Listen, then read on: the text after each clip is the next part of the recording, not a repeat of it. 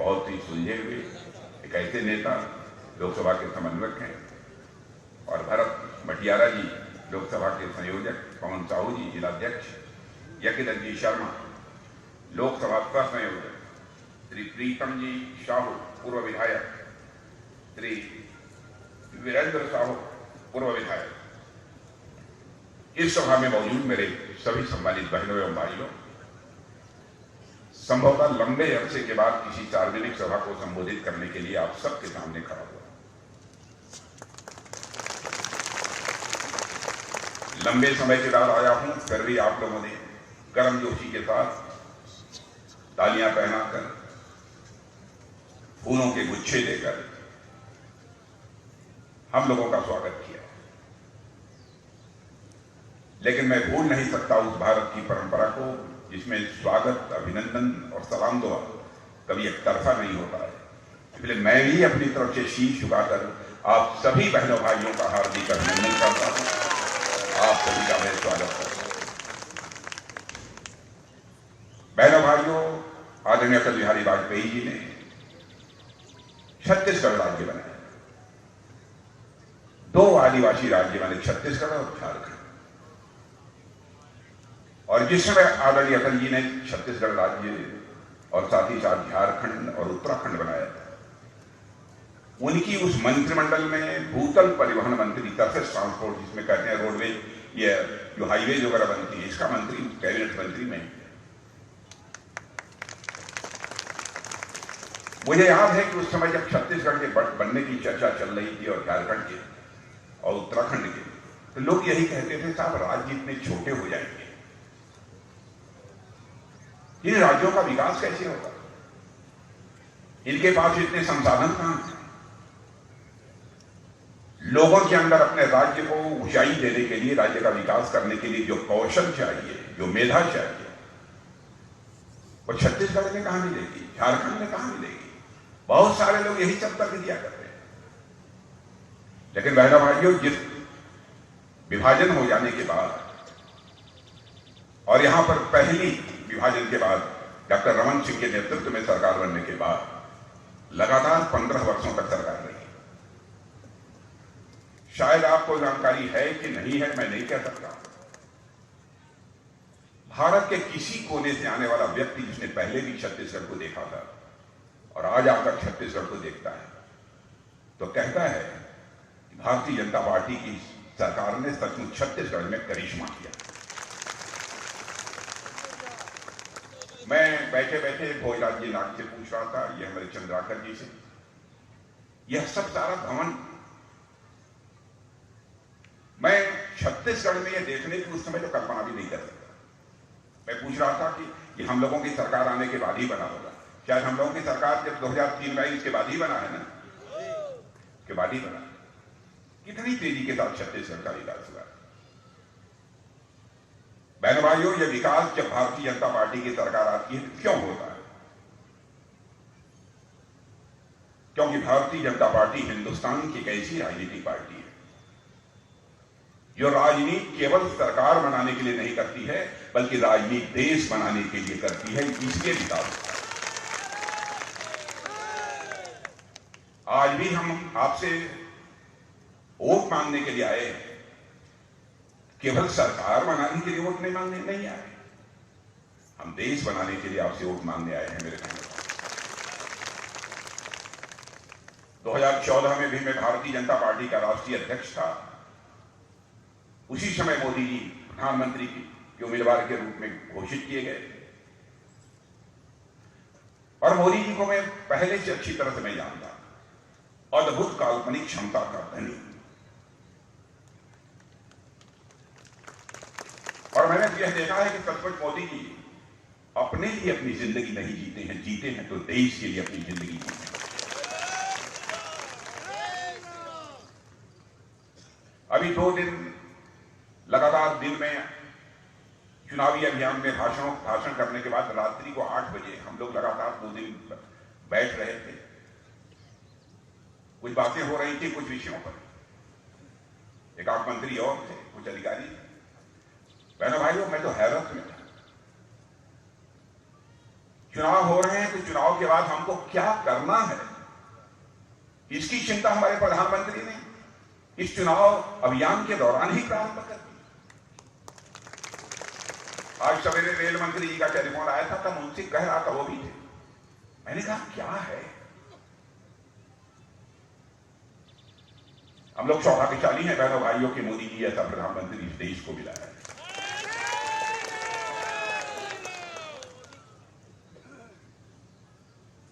और मैं पूरी तरह से आश्वस्त हूं कि भारत का मस्तक बहनों भाइयों कभी झुकने नहीं पाएगा।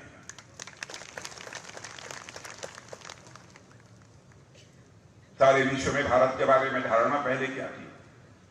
धारणा यही थी सारे विश्व में भारत के बारे में, भारत कमजोर भारत है, भले ही हमारी जनसंख्या अधिक थी, गरीब भारत। लोग कहते थे खाने के बाद यहां सो जाते हैं, काम नहीं करना चाहते हैं। भारत के बारे में विदेशों में पहले यही धारणा बनी हुई। आप कल्पना करिए, छोटा सा देश पाकिस्तान, वह भी कभी कभी जुर्रत करता था भारत को आंख दिखाने की। लेकिन आज आपको जानकर खुशी होगी मेरे बहनों भाइयों, दुनिया के अधिकांश देशों में मेरा जाना हुआ है, जाता हूं, अंतर्राष्ट्रीय मंचों पर मैं अपने विचार व्यक्त करता हूं। लेकिन आज यदि मैं दुनिया के दूसरे देशों में जाता हूं, जो सम्मान भारत के मंत्री होने के नाते मुझे प्राप्त होता है, उससे स्वाभाविक रूप से मेरा सीना चौड़ा हो जाता है। मैं बार बार कहता हूं, विश्व में भारत की प्रतिष्ठा बढ़ी है। पहले विश्व के मंचों से भारत कुछ बोलता था तो दुनिया कहती थी भारत कमजोर देश है। अरे क्या, चलो, मैंने देखा था, पहले भी मंत्री रह चुके,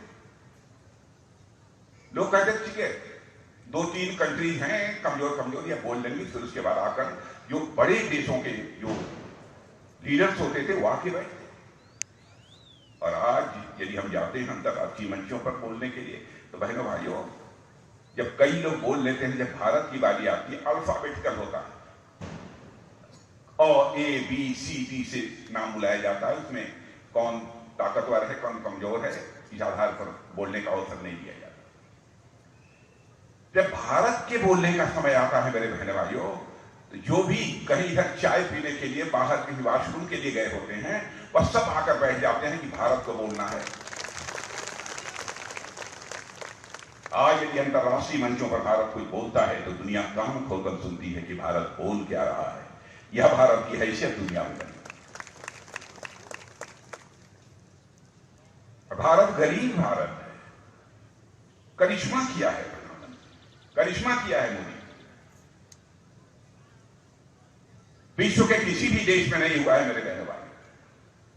और मैं प्रेस के दोस्तों से भी कहना चाहता हूं, जो भी बातें मैं बोल रहा हूं, कहीं मेरी एक भी बात गलत हो तो अपने अखबार के पन्नों पर लिख देंगे, मैं उसका स्वागत करूंगा। क्योंकि जिंदगी में हमने राजनीति की है तो जनता की आंखों में धूल झोंक कर राजनीति नहीं की है, जनता की आंखों में आंख डालकर राजनीति की है। चित्र अंतर्राष्ट्रीय जगत में बदला हुआ है।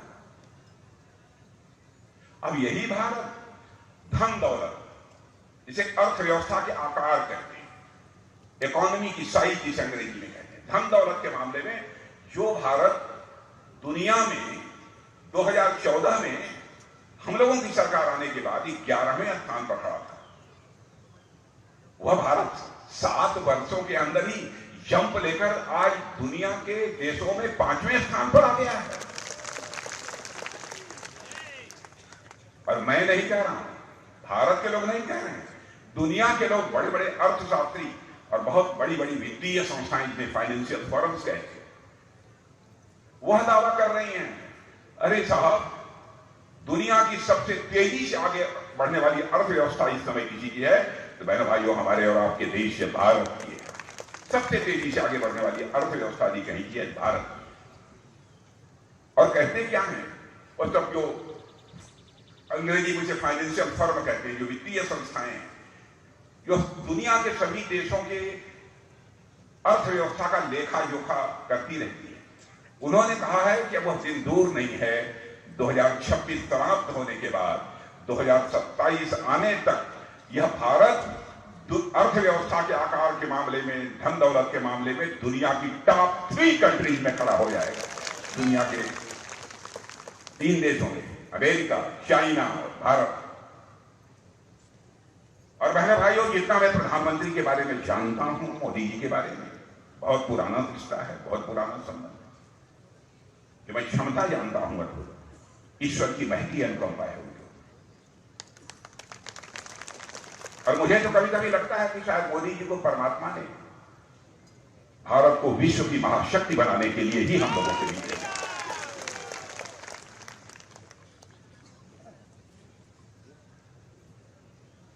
और बार बार जब हम लोग घोषणा पत्र के बारे में बात कर रहे थे, 2014 में चुनी पार्टी का अध्यक्ष मैं ही था, उस समय हमारी ही देखरेख में बना था चुनावी घोषणा पत्र। डॉक्टर मुरली मनोहर जी जोशी उसके अध्यक्ष थे। 2019 में भी प्रधानमंत्री जी ने कहा, राजनाथ जी आप जिम्मेदारी संभालिए, और 2024 में भी उन्होंने कहा कि आप ही जिम्मेदारी संभालिए। एक एक चीज को देखते कहते इसमें ऐसा कुछ नहीं होना चाहिए जो हम न कर पाए। और बहनों भाइयों, आपने देखा होगा कि कांग्रेस पार्टी, दूसरी राजनीतिक पार्टियां बहुत सारे वादे जनता से करती हैं चुनाव के दौरान। और मैं समझता हूं कि जितने वादे कांग्रेस ने अब तक देशवासियों के साथ किए हैं, यदि आंशिक रूप से उन्होंने पूरा कर दिया होता तो भारत पता नहीं वर्षों पहले दुनिया का धनवान देश बन गया होता, दुनिया का ताकतवर देश। और हालत आपने नेताओं की देखी होगी, जनता में नेताओं के बारे में क्या धारणा बनी हुई। अरे साहब, नेताजी हैं, नेताजी का मतलब झूठ बोलते, नेताजी हैं ये तो कह रहे हैं, करेंगे नहीं, यह धारणा बनी होती। बहनों भाइयों, किसी राजनीतिक पार्टी के नेता के बारे में धारणा होगी, लेकिन भारतीय जनता पार्टी के नेता के बारे में धारणा नहीं होती। उठाकर देखे कोई हमारा चुनावी घोषणा पत्र, आज का नहीं। मैं याद दिलाना चाहता हूं, 1951 में जब भारतीय जनसंघ के रूप में काम कर रही थी हमारी पार्टी, उस समय ही हम लोगों ने कहा हम आएंगे जम्मू कश्मीर, जिसमें धारा 370 लगी है, जिसके तहत उसको विशेषाधिकार प्राप्त है, वो धारा 370 को हम समाप्त करेंगे। और जब जब चुनाव होता था तब तब हम गए। हमारे उस समय के नेता पंडित श्यामा प्रसाद मुखर्जी ने अपना बलिदान दिया। लोग कहते थे ये भाजपा वाले गुमराह करते हैं, जनता की आंखों में धूल झोंकते हैं, धारा 370 समाप्त करेंगे। लेकिन हम लोगों ने बराबर कहा, जिस दिन संसद के दोनों सदनों में बहुमत मिल जाएगा हम धारा 370 समाप्त करेंगे।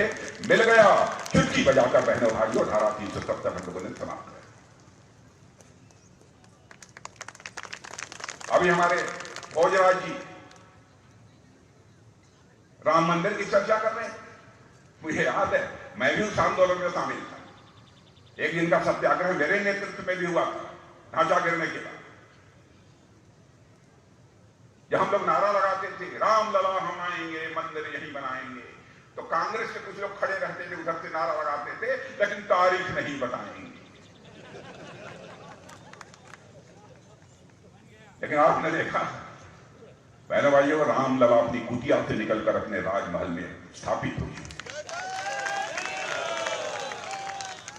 मुझे ऐसा लगता है, पता नहीं आपको लगता है या नहीं लगता है, कि भारत में राम राज्य का आगाज हो चुका है। मेरे बहनों भाइयों, राम राज्य आकर, राम राज्य कहते कैसे, किसे, जिसमें कि व्यक्तियों के अंदर कर्तव्य बोध पैदा। हमारा कर्तव्य क्या है, इस संबंध में लोगों के अंदर बोध पैदा हो, ज्ञान पैदा हो, अधिकार बोध नहीं। आपने देखा होगा कैकेयी के अंदर अधिकार बोध पैदा हुआ था, कर्तव्य बोध पैदा नहीं हुआ था, इसीलिए इतना बड़ा संकट पैदा हुआ था। और वह समय आ गया। इसी कर्तव्य बोध की बराबर चर्चा हमारे प्रधानमंत्री हम लोगों से करते हैं। छोटी छोटी चीजें, अब 3 तलाक के बारे में हम लोगों ने कहा कि हम प्रथा समाप्त करेंगे। कहते थे साहब आप दूसरे धर्म के लोगों के मामले में क्यों हस्तक्षेप करते हैं, डांटते थे हम लोगों। बहनों भाइयों, चाहे किसी धर्म का हो कोई, हमारी सरकार बने या न बने, चाहे हिंदू हो, चाहे मुसलमान हो, चाहे ईसाई हो, चाहे यहूदी हो, अथवा विश्व की कोई भी माता बहन हो, हमारी भी मां बहन है। बहनों भाइयों, हम ये मानते हैं। लेकिन कोई शादी करके 10 दिन के बाद 3 बार तलाक तलाक तलाक बोलकर से छुई से बर्दाश्त कर ले, लेकिन भारतीय जनता पार्टी से बर्दाश्त नहीं कर सकती।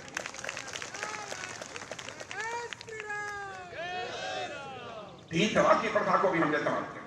पढ़ाई भी होनी चाहिए, लिखाई भी होनी चाहिए, ज्ञान भी होना चाहिए, संस्कार भी होना चाहिए, सब कुछ होना चाहिए। तभी भी हम भारत को जो विश्व गुरु बनाना चाहते हैं, तभी हमारा विश्व गुरु भारत को बनाने का स्वप्न साकार होता है। इस चीज की बराबर चिंता हमारे लोगों ने की। अब जैसे भारत में लोग भूखे रहेंगे तो राम राज्य की कल्पना की जा सकती। बहनों भाइयों, आज 70-77 स्थान पर नौकरी करने वाले लोग जब काम बंद हो गया, उनके यहां अपने घरों को वापस हो रहे थे, पैदल वापस हो रहे। उस समय हमारे प्रधानमंत्री ने चर्चा राजीव गांधी जी किया करते थे। एक बार कांग्रेस के शासन में जो भ्रष्टाचार रहा, बहनों भाइयों, एक भी सब्जी उसकी खरीद में भी घोटालों का दौर चल पड़ा। लेकिन बहनों भाइयों, मैं सीना ठोक कर कह सकता हूं, एक भी कोई भ्रष्टाचार का आरोप हमारी सरकार के ऊपर लगा, एक भी आरोप हमारी सरकार के ऊपर लगा। अब कुछ लोगों के खिलाफ ईडी सीबीआई कार्रवाई कर रही है, तो हमारे कुछ कांग्रेस के लोग कहते हैं, अरे बताइए साहब, चुनाव आ गया, आप कार्रवाई करा रहे हैं। अरे ये एजेंसीज हैं, जहां से उनको जानकारी मिलेगी। लूटा है, लोगों के आंखों में धूल झोंका है, लोगों का खून चूसा है, इसको कार्रवाई नहीं करनी चाहिए।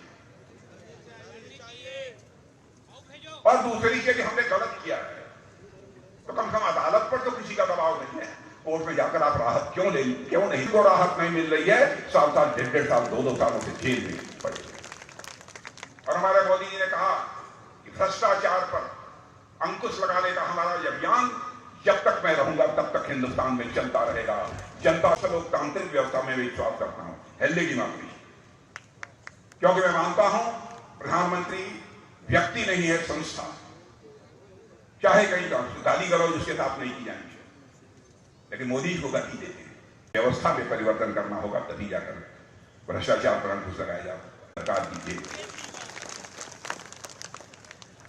गरीब जिसके पास बीमार हो जाने पर इलाज कराने की व्यवस्था नहीं है, 5 लाख रुपए तक का मुफ्त इलाज, आयुष्मान बखूबी अपने शौर्य और पराक्रम का परिचय देते हैं। भारत की सीमाएं पूरी तरह से सुरक्षित। एक समय का करिश्मा आपने देख लिया, उस समय मैं गृह मंत्री था, मोदी जी भारत के प्रधानमंत्री थे। कुछ लोग हमारे देश की सीमा में हमारे पड़ोसी देश से घुसकर और रात के समय सोए हुए हमारे देश के वैज्ञानिकों ने प्रारंभ किया था, वो सफल नहीं हो पाया। तो उनको ढाढ़स बनाने के लिए, उनकी पीठ थपथपाने के लिए हमारे प्रधानमंत्री स्वयं अपनी प्लेन लेकर उनके पास पीठ थपथपाई। उसके बाद 1 साल के अंदर उन्होंने चंद्रयान 3 छोड़ दिया। बहनों भाइयों, और आपको जानकर खुशी होगी, अखबारों में पढ़ा होगा कि हमारा चंद्रयान 3 के माध्यम से लैंडर चंद्रमा के दक्षिण पहुंच गया, जहां दुनिया का कोई देश आज तक नहीं पहुंच पाया है। इन क्षेत्रों में भी भारत लगातार इतनी तेजी के साथ आगे बढ़ रहा है। यह है भारत की हैसियत। अब रूस और यूक्रेन के बीच लड़ाई चल रही, 2 साल से लड़ाई चल रही है। जब रूस और यूक्रेन के बीच जब युद्ध प्रारंभ हुआ था, तो बहुत सारे हमारे बच्चे यहाँ के भारत के यूक्रेन में पढ़ते थे। उनके माता पिता ने शोर बचाना सुनावे के साथ कहता हूं, यहाँ जितने आप लोग बैठे हैं, कम से कम 2 डोज नहीं तो 3 डोज कोरोना के वैक्सीन की आपको लगी होगी। जरा हाथ उठाकर बताइए, लगी है? और आज मैं आपको बताना चाहता हूं, शायद आपको भी जाकर इवन अमेरिका जैसे विकसित देशों में भी सबको 2 डोज 3 डोज कोरोना की नहीं लगी है तो केवल भारत में लगी। अभी हमने 21,000 करोड़ से ज्यादा का बम, गोले, तोप, मिसाइल दुनिया के दूसरे देशों को फाइटर प्लेन मुहैया किया। रक्षा मामलों में भी हम पूरी तरह से आत्मनिर्भर बनना चाहते हैं। हर मामले में भारत को हम आत्मनिर्भर बनाना चाहते हैं। अब कांग्रेस का जहां तक सवाल आप देख रहे हैं, यह हालत है। आप लोगों ने टीवी देखते हैं कि नहीं? और देखिएगा 2024 के चुनाव के बाद 5, 7, 8, 10 वर्षों के बाद अपने बच्चों से आप, मैंने भाइयों आपका समर्थन और विश्वास चाहिए। आज ये जनसमूह देखकर मुझे सचमुच बेहद खुशी हुई है और हम अपने प्रत्याशी भोजराज जिला